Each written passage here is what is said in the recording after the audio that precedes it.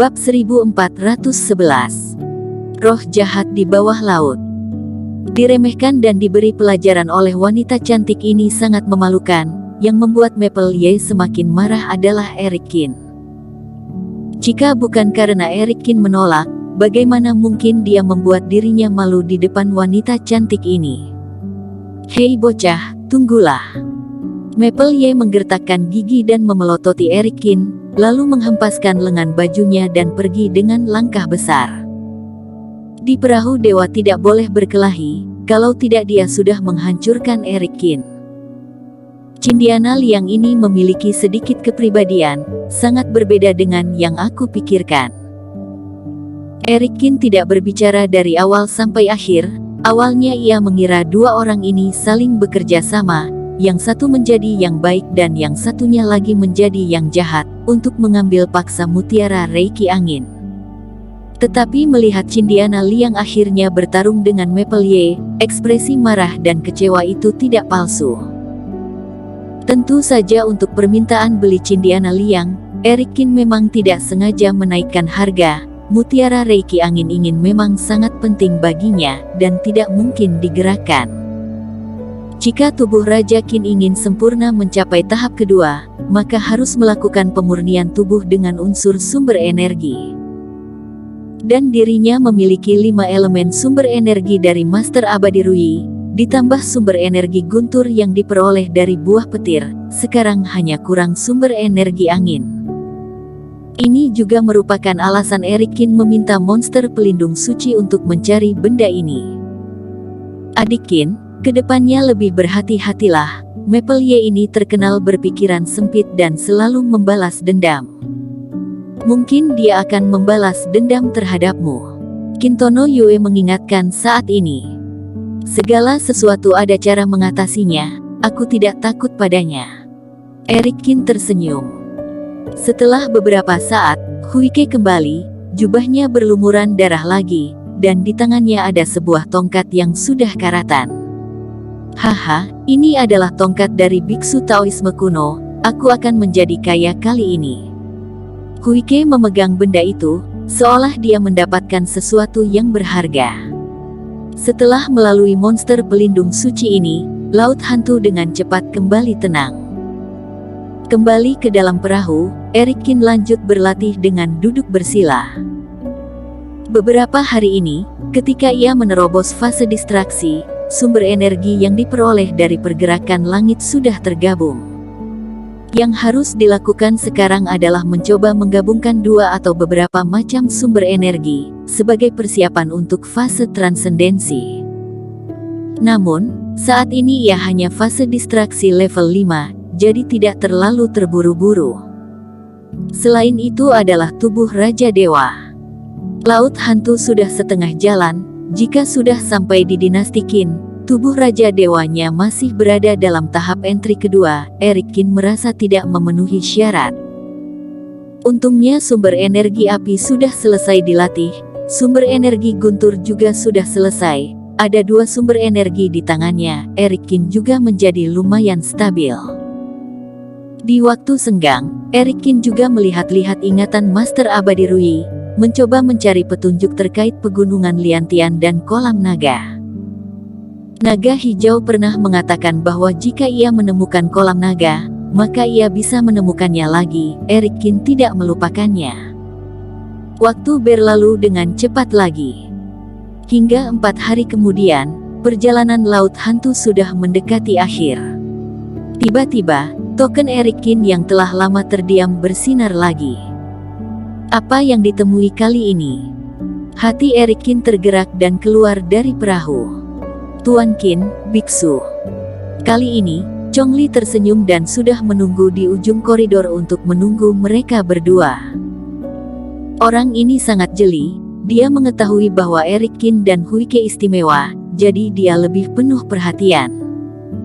Begitu keluar dari perahu, dia berjalan ke haluan kapal. Cahaya tiba-tiba meredup, langit menjadi gelap gulita saat ini, seperti akan hujan badai. Bocah, apa yang terjadi kali ini?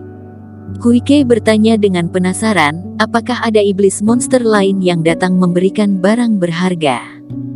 Biksu bercanda. Chongli tersenyum masam dan berkata, kali ini dapat dikatakan sebagai salah satu berkah terbesar Laut Hantu, tetapi ini juga merupakan tempat yang sangat berbahaya. Tempat berbahaya. Huike tiba-tiba mendongak. Dan saat ini, banyak kultivator juga memancarkan kerohanian dan merasakan lingkungan sekitarnya. Energi roh jahat sedikit berat, sudah bertemu dengan jiwa mati para kultivator itu. Tidak akan ada hal seperti itu dalam 2 bulan ini. Chongli, katakan lebih jelas, kata Huike dengan mengerutkan dahi.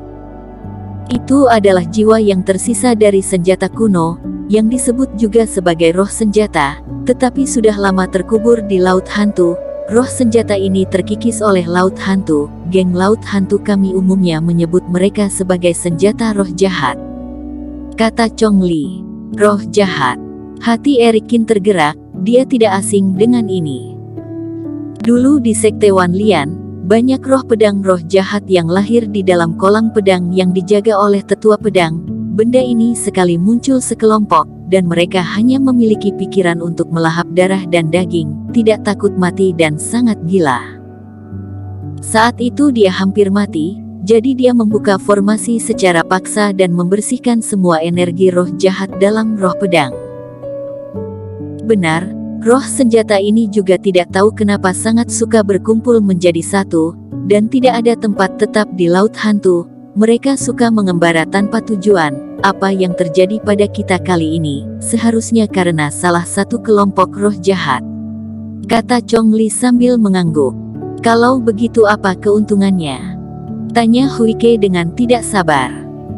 Senior, kamu jangan lupa, jika ada roh senjata, maka ada senjata berharga. Chongli tersenyum dan berkata, roh jahat ini bukan tidak dimiliki, hidup mereka terikat pada senjata berharga. Jadi selama membunuh roh jahat, maka senjata berharga itu akan menjadi milik kultivator. Senjata berharga, apakah semua jenis ada? Hati Erikin tergerak dan berkata, tentu saja, belati, ganjur, pedang, tombak, dan berbagai jenis benda eksotis semuanya ada. Tetapi jika roh jahat ini tidak dimusnahkan, maka akan sulit untuk membedakan tubuh aslinya.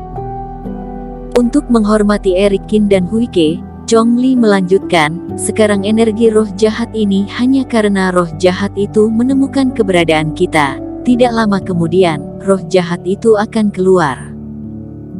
Pada saat itu, geng Laut Hantu akan menggunakan perahu dewa untuk menarik perhatian roh jahat terkuat ke satu tempat, dan kalian bisa memilih lokasi yang cocok untuk membunuh sesuai dengan basis kultivasi masing-masing. Mata Huike tiba-tiba berbinar ketika mendengar ini. Roh jahat kuno mungkin kultivasinya tidak akan terlalu rendah. Bagi Erikin dan yang lainnya, roh jahat terkuat mungkin akan sulit diatasi, tetapi bagi dirinya sendiri tidak akan menjadi masalah. Bukankah itu berarti ia yang paling memiliki kesempatan untuk mendapatkan harta karun berharga?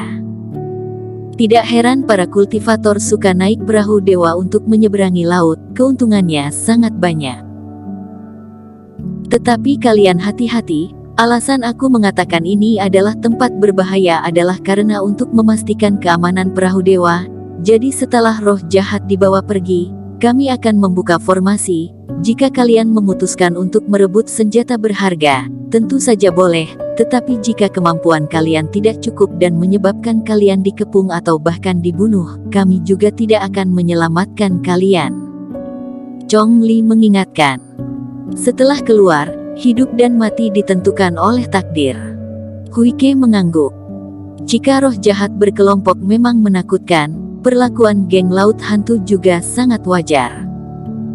Tidak bisa keuntungan untukmu, dan jika dalam bahaya masih menyuruh geng Laut Hantu dan orang-orang di perahu untuk mengurusnya. Apa kultivasi roh jahat itu? Tanya Erikin. Secara umum, setidaknya fase distraksi level 5, yang terkuat mungkin mencapai puncak fase transendensi, kata Chongli setelah berpikir. Tetapi kalian harus hati-hati, dulu pernah ada orang hebat fase transendensi level 9 ingin merebut sebuah senjata berharga roh jahat, lalu dikepung oleh ribuan roh jahat, tubuhnya hancur, bahkan jiwa dewanya tidak berhasil kabur. Ketika mereka bertiga sedang berbicara, kegelapan di luar perahu dewa sudah ada banyak perubahan. Bersambung.